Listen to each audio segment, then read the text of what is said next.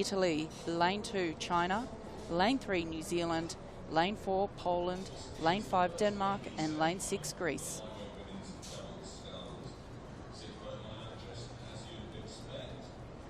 And again, just another lovely shot. You can come and watch rowing. You can sit in the grandstand. You can sit under an umbrella. You could even sit on the beach. This is where it's all about to start. We see the Italian double scull, Francalacci and Rodini. Chinese double we're going to see in lane 2. Got gold in Poznan in World Cup 2. Chen Fang and Pan Dan Dan. In lane 3 is the double from New Zealand. Zoe McBride and Jackie Kiddle. Zoe McBride set the world best time in the women's lightweight single. Now in this double scull, you see the Polish here in lane 4, Derez and LW2X. Poland. And then the Danes, Denmark. Roger Holmgaard and Rasmussen. Had a big win in the repechage. And in lane 6, the Greeks, LW2X and Per Gulli. They were the slowest qualifiers, hence the outside lane. And we see the crews getting away to good starts. And away here in the middle, it's Poland and New Zealand, the two crews to watch. Zoe McBride, we've seen her have so much success in the lightweight women's single scull, desperately waiting for her chance in the Olympic class, the lightweight women's double scull, and she's certainly going to be one of the rowers to watch over the next 4 years in this combination with Jackie Kiddle. But the Poles in the middle of the course, they're out to half a length lead at this early stage, but we've seen a few crews who've really punched out to that early lead start to suffer later on, so we know not to put too much on what we see at this point in the race. I've got a geek fact for you guys. So Zoe McBride, who is in the bow of that New Zealand double, that's furthest away from you when we see the bow of the All Blacks. We're looking at the Poles at the moment, who are the race leaders. But when she set the world's best time in the women's lightweight single, there's Zoe McBride. You can see in the black boat, she's on the right of your picture. But Jackie Kiddle at Strokewell came 4th in the heat in Varese. So these two women have been going head-to-head with each other for at least the last 3 or 4 years, and now they're together in this double scull and about to hit the front as they go through the poles. And here we see them, as we've said earlier. These New Zealand crews aren't always the fastest to start, but then they tend to get into a really solid pace once you get to about a minute through this 350 metres position on the course. And now New Zealanders are going to look to put some dominance on this race. But alongside them, the Polish crew, they're the European champions, and they're not going to give up that early lead. Yeah, I've spoken to Eric Murray about this in the past, about, you know, their tactic wasn't necessarily to go any faster in the second or third 500s, but it was to come out at a consistent speed and maintain it all the way through the race. And that speed is really, you know, it's too hot for the other crews to handle, and they start to drop away. So it seems to be a characteristic that permeates the whole New Zealand team. They really race with this strategy, and then we know they had that sprinting capability at the end of the race as well. But like you say, Greg, typically not the fastest starters, but this is where they really start to assert some dominance in the second quarter of the race. Well, it's a relentless stroke and a relentless power, isn't it? It just starts to take you away inch by inch, centimetre by centimetre, stroke by stroke, which just beats you. It beats you down because you're going as fast as you can, but someone's still moving away from you. So there's the crew, Chinese, back in, well, 4th or 5th place, out of the qualification position at the moment. There's a lot of work for them to do. This was the crew that came and won the event in Poznan Regatta earlier this season. Chinese took a medal in the Olympics, I think, in this event with Pan Fei Hong, but she hasn't even made this boat here.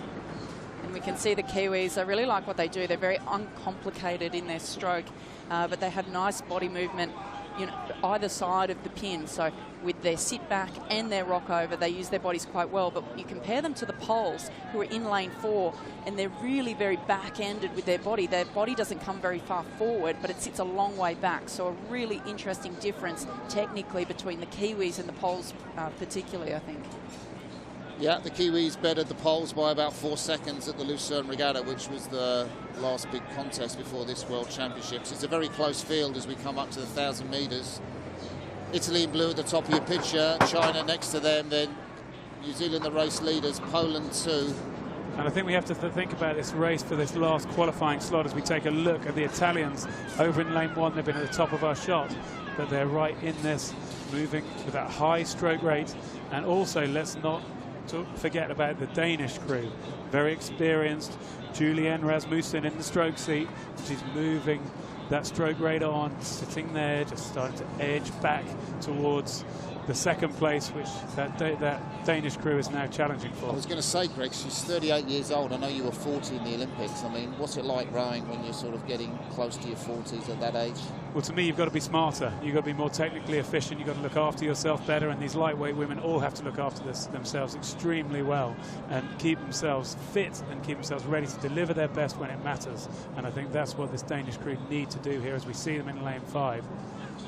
So Aya Runga Holmgaard, 27-year-old, so you're going to get a shot of her. There she is, Aya in the bows, and the 38-year-old Julianne Rasmussen, veteran of the Rio Olympics, where she finished 9th in the double sculls from Odder Club in Denmark. But a lot of these women will train at Bagsværd, just out of Copenhagen. This performance by this Kiwi lightweight women's double, I think, is one of the more dominant races that we've seen of the day.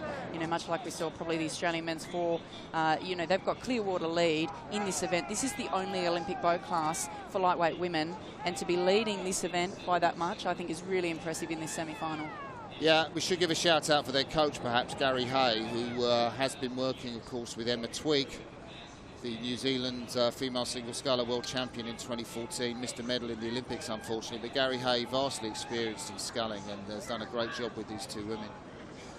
Well, this Polish crew and the Danish crew will be very pleased to see they're able to open up this gap to secure the qualifying positions. Let's remember, only 3 qualify here for the semi-final. So we've got the New Zealanders out in front, and then the 2 crews in red and white from Poland and from Denmark want to keep seeing themselves move away from that crew from the People's Republic of China and push them back into 4th place and secure qualification.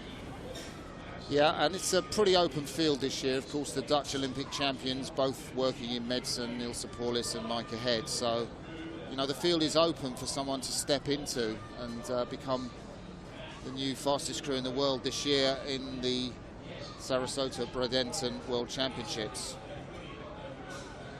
Amazing course that we can see. Just 250 meters to go. This beautiful, warm, hot Southern American water that these athletes are performing on. Clean water, so important to the sport of world rowing. The alliance with the Worldwide Fund for Nature, a crucial part of world rowing strategy. Now, as we come into the closing stages, the crews have to go through the stepping up of the race. They have to go into finishing the race off. But to me, it looks like this one's pretty solidly set in position now. Those New Zealanders have got their lead.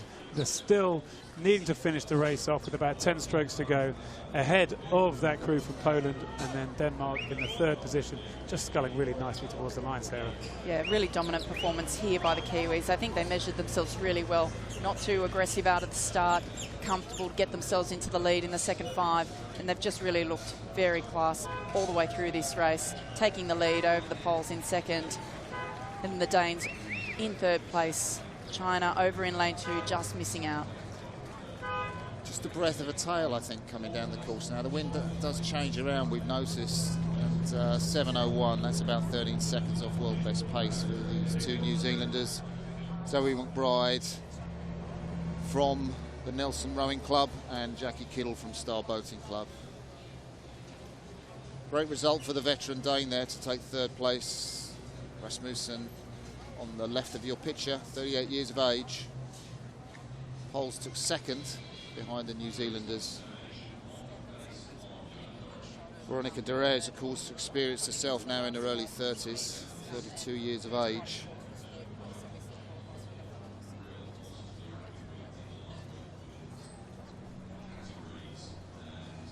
So confirmation there of the result that it's the New Zealanders, the Polish crew, and the crew from Denmark that make it through to the A final. We'll be racing this boat on Saturday.